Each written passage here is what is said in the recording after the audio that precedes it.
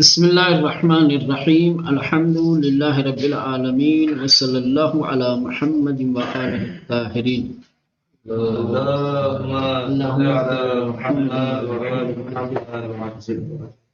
تو نقطہ پڑھ رہے تھے۔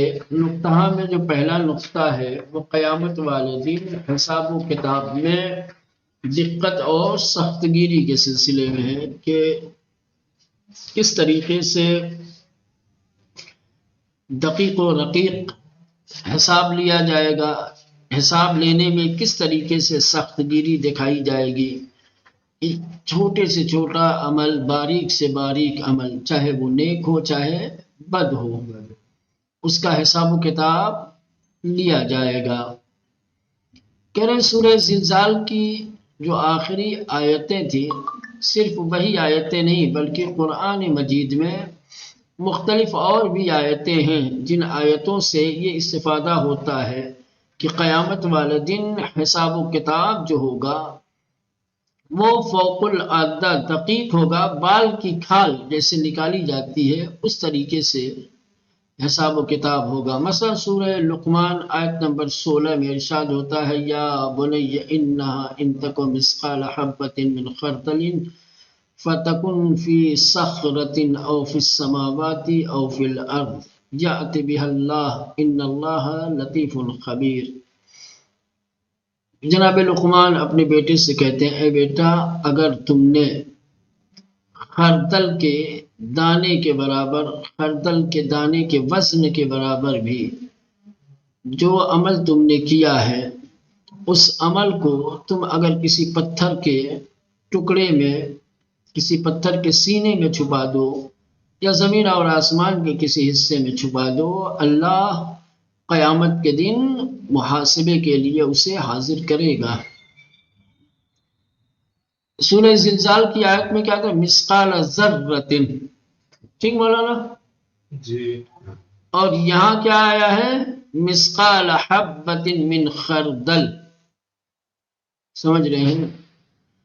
خردل ایک بہت ہی باریک اور چھوٹا دانہ ہے جو ایک خاص قسم کی گیاہ سے، پودے سے پیدا ہوتا ہے، ایک خاص قسم کا پودا ہے۔ اس پودے کے جو دانے ہیں اس دانے کو خردل کہا جاتا ہے، سمجھ رہے ہیں؟ یا خردل نامی ایک جھاڑی ہے، اس جھاڑی پہ جو بیج اگتا ہے، ٹھیک، اس کو یہاں ذکر کیا گیا ہے۔ اور عرب زبان میں خردل کیا ہے؟ یہ ضرب المثل ہے۔ اگر کسی چیز کی باریکی کو، کسی چیز کی کوچکی کو اور اس کی ناچیزی کو بیان کرنا ہوتا ہے تو وہاں خردل کی مثال دیتے ہیں۔ جیسے ہمارے یہاں مولانا کھانے پینے کی معمولی چیزوں میں اونٹ کے منہ میں زیرہ بولا جاتا ہے نا؟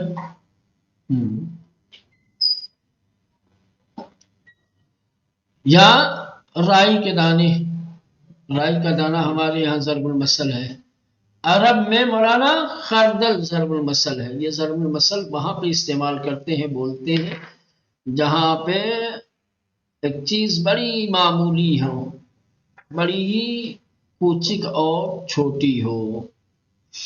تو اس آیت کریمہ میں کلمہ خردل آیا ہے۔ یہ کلمہ خردل یہی بیان کرنے کے لیے آیا ہے، یہی بتانے کے لیے آیا ہے کہ قیامت والے دن چھوٹا سے چھوٹا عمل بھی تمہارا حساب و کتاب میں آئے گا۔ نہ تنہا از آیات اخیر ان سورہ، کرے کہ اس سورہ کی آخری آیتوں سے بس نہیں بلکہ از آیات مختلف قرآن کے مختلف آیتوں سے بخوبی استفادے میں شبت، اچھی طریقے سے یہ استفادہ ہوتا ہے، یہ واضح اور روشن ہوتا ہے کہ در حساب رسی اعمال در قیامت، قیامت میں اعمال کا حساب و کتاب فوق العادہ، عادت کے خلاف حیرت انگیز طریقے سے دقت و موشگافی میں شبہ، دقت کے ساتھ اور جیسے بال کی کھال نکالی جاتی ہے ویسے انجام پائے گا۔ ودر آیت 66 سورہ لقمان میں خوانین، سورہ لقمان کی آیت نمبر 16 میں ہم پڑھتے ہیں یہ آیت ہے۔ پسرم اگر بے انداز سنگینی دانے خردل عمل نیک یا بد باشد، جناب لقمان اپنے بیٹے سے کہتے ہیں اے میرے لال، اگر خردل کے دانے کے برابر بھی کوئی عمل ہوگا، چاہے عمل نیک یا بد، در دل سنگی، اگر کسی پتھر کے نیچے، کسی پتھر کے سینے میں، یا گوشئی از آسمانہ یا زمین، یا آسمان و زمین کے کسی حصے میں، پنہان گردد، چھپا دیا جائے، خداوند آن را در قیامت برائے حساب رسی میں آورد، تو اس عمل کو اللہ قیامت والے دن حساب و کتاب کے لیے حاضر کرے گا۔ خداوند دقیق و آگاہ ہے، خداوند متعال باخبر اور دقت کے ساتھ حساب و کتاب لینے والا ہے۔ اب خردل بتا رہے ہیں، دانے بسیار کوچکی از گیا ہے معروفی، ایک مشہور و معروف جھاڑ، گیا یعنی مولانا گھاس کو بھی کہتے ہیں، جھاڑ کو بھی کہتے ہیں، چھوٹے پودے کو کیا کہا جاتا ہے؟ گیا کہتے ہیں فارسی میں، یعنی کہ ایک مشہور و معروف جھاڑ اور پودے کا بہت ہی چھوٹا اور باریک دانہ، اس کو خردل کہتے ہیں۔ کہ ضرب المثل در کوچکی میں باشا، کہ کسی چیز کی کوچکی اور کسی چیز کے معمولی ہونے کو کیا ہے بیان کرتا ہے۔ یہ ضرب مثال دی جاتی ہے، مثال دی جاتی ہے وہاں پر جب کوئی چیز بہت ہی معمولی اور چھوٹی ہو۔ ان تعبیرات نشان می دہد، یہ جو تعبیریں ہیں قرآن کی، چاہے سورہ زلزال کی ہوں، چاہے سورہ لقمان کی یہ آیت جو آپ نے اوپر پڑھی، ان تعبیرات سے پتہ چلتا ہے کہ درآن حساب رسی بزرگ، کہ وہ جو بڑے پیمانے پر حساب و کتاب ہوگا قیامت والے دن، کوچکترین کا رہا محاسبے میں شبد، اس میں چھوٹے سے چھوٹے اور معمولی سے معمولی عمل کو محاسبے میں لایا جائے گا، اس کا حساب و کتاب لیا جائے گا۔ ضمناً، تو جہاں ایک طرف ان آیتوں سے یہ پتہ چلتا ہے، یہ آیتیں یہ بتانے کے لیے ہیں کہ قیامت والے دن حساب و کتاب کے لیے چھوٹے سے چھوٹے عمل کو بھی کیا ہے مولانا محاسبے میں لایا جائے گا، وہیں ضمناً ان آیات ہوشدار میں دہت کی، یہ آیت انسان کو باخبر کرتی ہے، الرٹ کرتی ہے کہ نہ گناہ نے کوچی کرا کم اہمیت بے شمرن، کہ چھوٹے سے چھوٹے گناہ کو بھی کم اہمیت نہیں سمجھنا چاہیے، اور نہ اعمال خیر کوچکرا، اور نہیں اعمال خیر کوچک کو، چھوٹے اچھے کام کو بھی معمولی اور بے اہمیت نہیں سمجھنا چاہیے۔ کیوں آخر نہ چھوٹے گناہ کو کم اہمیت سمجھنا چاہیے، نہ چھوٹی نیکی کو کم اہمیت سمجھنا چاہیے؟ وہ اس لیے کہ چیزی کی مورد محاسب الہ قرار می گیرت، جو چیز اللہ کے محاسبے میں واقع ہونے والی ہے، جن چیزوں کا اللہ حساب و کتاب لینے والا ہے، اچھے باشد، وہ جو بھی ہو، چاہے اچھائی ہو یا برائی ہو، کم اہمیت نیست۔ عمل کی کوچکی کو مت دیکھو، عمل کا حساب کرنے والا کون ہے اور کس طریقے سے لینے والا ہے، اس کے دقت محاسبہ کو دیکھو، اس کی سخت گیری کو دیکھو حساب و کتاب میں، تو یہ چھوٹا عمل بھی مولانا تمہیں بہت اہم نظر آئے گا، چاہے اچھائی ہو یا برائی۔ نامہ اعمال میں یہ تمام چیزیں رکھی جائیں گی، چاہے اچھائی ہو یا برائی ہو، اور نامہ اعمال میں رکھ کر کے جو حساب و کتاب لینے والا ہے وہ خدا ہے۔ اچھا کام، نیک کام جب خدا کے حضور میں پیش کیا جائے گا، اور خدا جب حساب لے گا، تو یقیناً مشیت نیک کام کو دیکھ کر کے، نیک عمل کو دیکھ کر کے مولانا خوشنود ہوگی، راضی ہوگی۔ اس کے سامنے ہمارے جب گناہ آئیں گے، تو گناہ چاہے مولانا چھوٹے ہی کیوں نہ ہوں، وہ ہمارے گناہوں کو دیکھ کر کے غضبناک ہو۔ تو اچھائی یا برائی بڑی ہو یا چھوٹی ہو اس کو کم اہمیت، خصوصاً ان آیتوں کے تناظر میں اور ان آیتوں کے آئینے میں چھوٹے سے گناہ کو بھی بے اہمیت نہیں سمجھنا چاہیے اور چھوٹی نیکی کو بھی بے اہمیت نہیں سمجھنا چاہیے۔ لہذا بعض مفسران گفتے ہیں، لہذا بعض مفسرین نے کہا ہے کہ ان آیات زمانی نازل شد کہ یہ آیتیں اس وقت نازل ہوئی ہیں کہ بعضی ازیاران پیغمبر اکرم نسبت به انفاق اموال کم بی اعتنا بودن و می گفتن اجر و پاداش بر چیزهایی داده می شود که ما آن را دوست داریم۔ پتہ یہ آیتیں کب نازل ہوئی ہیں؟ یہ آیتیں اس وقت نازل ہوئیں جب پیغمبر اسلام کے اصحاب اور آپ کے ساتھی خدا کی راہ میں کیا ہے معمولی دولت کو خرچ کرنے کو بے اہمیت سمجھ رہے تھے۔ خدا کی راہ میں 2 روپیہ 5 روپیہ 10 روپیہ دینے سے کیا ہوگا؟ خدا ان چیزوں کا اجر و ثواب دے گا جب ہم اپنی پسندیدہ اور محبوب چیز اس کی راہ میں خرچ کریں گے، یعنی جب ایک قابل ملاحظہ رقم خرچ کریں گے تو خدا خوش ہوگا اور اس کا اجر و ثواب 1500 دیں گے تو کچھ ملے گا، 2 روپے 4 روپے میں کیا ملنے والا ہے نا؟ جیسے دنیاوی معاملات میں کہتے ہیں آج کے زمانے میں 2 روپے 4 روپے میں کیا ملتا ہے؟ وہ بات تو صحیح ہے، 2-4 روپے میں دنیا کچھ نہیں دیتی تو اللہ کیا دے گا؟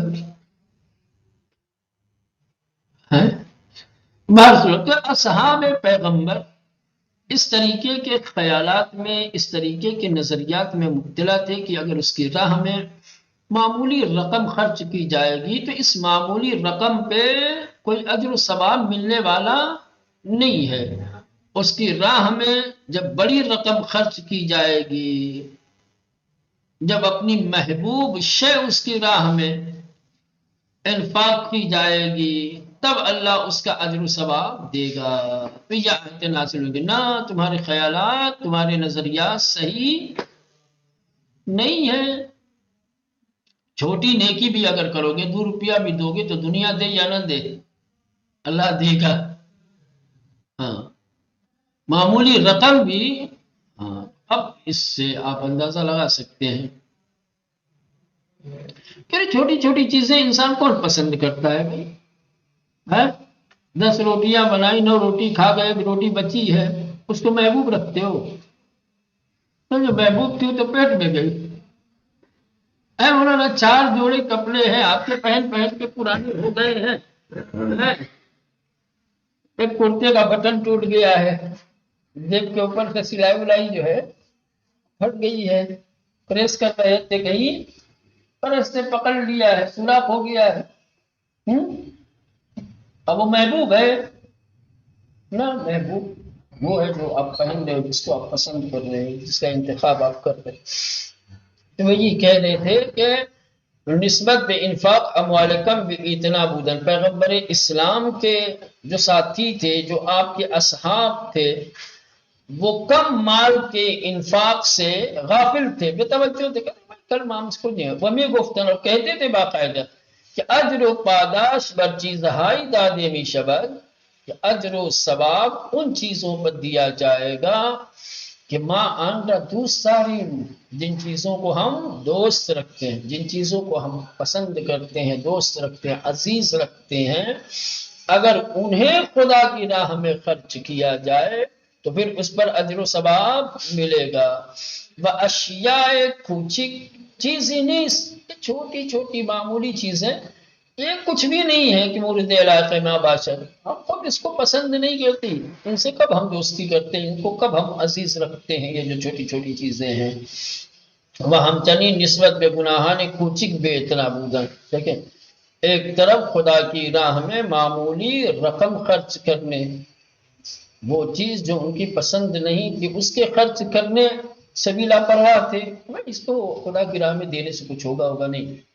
دوسری طرف جو چھوٹے چھوٹے گناہ تھے اس سے اجتناب اور پرہیز کرنے میں بھی لاپرواہ تھے، کہ بھائی چھوٹا سا کر لو کوئی بات نہیں ہے نا. کسی کے باغ سے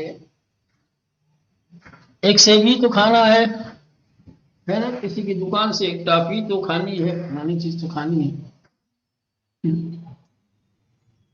کسی کے اندر پائی جانے والی ایک برائی تو کسی کے سامنے بیان کرنی ہے.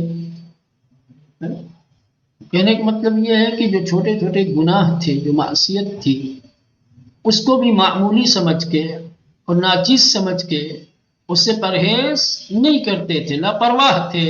تو یہ آیت نازل ہوئی اور ان آیتوں کے ذریعے سے آنہار بخیرات کوچک ترغیب کر خدا کی راہ میں چھوٹی چھوٹی چیزوں کو بھی خرچ کرنے اور اس کے انفاق کرنے کی رغبت دلائی گئی، شوق دلایا گیا. کہا کہ نہ، تم لوگ اب جو نظریات اپنے اندر پال رکھا ہے، تم لوگوں نے جو عقیدہ، جو نظریہ بنا رکھا ہے، وہ عقیدہ اور نظریہ غلط ہے. چھوٹی چیزیں بھی، اگر چھوٹی چیزیں تم خدا کی راہ میں نہیں دے سکتے تو بڑی چیز کیا دو گے؟ یار جو 2 روپیہ نہیں دے سکتا وہ 200 کیسے دے گا؟ ایک تو یہ تو شوق دلایا گیا، ان کو رغبت دلائی گئی کہ نہ، اگر تم خدا کی راہ میں ناچیز اور معمولی رقم بھی خرچ کرو گے تو اللہ اس کا اجر ثواب دے گا. اور چھوٹے سے چھوٹے گناہ سے بھی روکا گیا، ڈرایا گیا کہ جس کو تم معمولی اور چھوٹا گناہ سمجھ رہے ہو، یہ بھی خدا کے حضور پیش ہوگا، خدا اس کا بھی حساب و کتاب لے گا اور اس کی بھی سزا دے گا. تو 2 چیزیں ان آیتوں کے ذریعے سے بیان کی گئی ہیں. ایک تو یہ کہ کوئی عمل ہو، چاہے عمل خیر ہو چاہے عمل بد ہو، اچھا کام ہو یا برا کام ہو، اس کو بے اہمیت نہیں سمجھنا چاہیے. چھوٹی نیکی بھی چھوٹی نہیں ہے، بڑی نیکی، چھوٹا گناہ بھی کم اہمیت نہیں ہے. دوسری طرف ان آیتوں کے ذریعے سے ترغیب دلائی گئی، شوق دلایا گیا اس بات کا کہ اگر اللہ کے لیے چھوٹا بھی کار خیر، عمل خیر انجام دو گے تو اللہ اس کی جزا دے گا. لہذا خدا کی راہ میں چھوٹا عمل، چھوٹا کام کرنے سے بھی گریز نہ کرو اور چھوٹے سے چھوٹے برائیوں سے روکا گیا، ڈرایا گیا کہ اگر چھوٹی غلطی، چھوٹی برائی، چھوٹی معصیت بھی اگر کرو گے تو وہ بھی مولانا خدا کے محاسبے میں آئے گا اور پھر تمہیں اس کی سزا ملے گی. انفاق کے سلسلے میں جو ان لوگوں کا نظریہ تھا، جو یہ تھا، اگر آپ چوتھا پارہ جہاں سے شروع ہوتا ہے لن تنالوا البر حتى تنفقوا مما تحبون، اس کے ساتھ کس طریقے سے اس بیان کو آپ جو ہے جمع کریں گے؟ وہاں تو آیت صریحاً کہتی ہے کہ لن تنالوا البر حتى تنفقوا مما تحبون، کہ ہرگز تم نیکیوں تک نہیں پہنچ سکتے جب تک کہ اس کی راہ میں اپنی محبوب چیز کو قربان. وہ ایک درجے خاص ہے، ایک مقام خاص ہے، پاداش خاص ہے. سمجھ رہے ہیں؟ اگر تم اللہ کی طرف سے خاص اجر چاہتے ہو، سمجھ رہے ہیں، درجے خاص چاہتے ہو، قرب خاص چاہتے ہو، تو اس قرب خاص کے لیے مولانا اپنی محبوب چیز قربان کرنی پڑے گی. ایسا نہیں ہے کہ جو چیز معمولی ہے، جو چیز ناچیز ہے، جس سے آپ بہت زیادہ محبت نہیں رکھتے، جو چیز آپ کو بہت عزیز نہیں ہے، اگر اسے اللہ کی راہ میں خرچ کرو گے تو مولانا اس کا اجر نہیں ملے گا، نہ وہ بھی محاسبے میں آئے گا، اس کا بھی اجر ملے گا. اس کا اجر معمولی ہوگا. ٹھیک جیسے تمہاری نظر میں مولانا خدا کی راہ میں خرچ کرنے والی چیز معمولی تھی، ویسے اس کی قیمت بھی دی جائے گی، اس کا اجر و ثواب بھی ایسا ہی دیا جائے گا جو معمولی ہوگا. اگر اپنی محبوب اور پسندیدہ چیز اللہ کی راہ میں خرچ کرو گے تو اللہ اجر بھی ایسا ہی دے گا کہ جو تمہیں خوشحال کر دے گا، ہے نا؟ وہ ہے قابل جمع ہے، منافات نہیں ہے قرآن اس آیت میں، اور یہ جو ابھی بیان دیا گیا یا جو اصحاب پیغمبر کے نظریات ہیں۔ ٹھیک، چلے اتنا رہنے دیں، بقیہ انشاءاللہ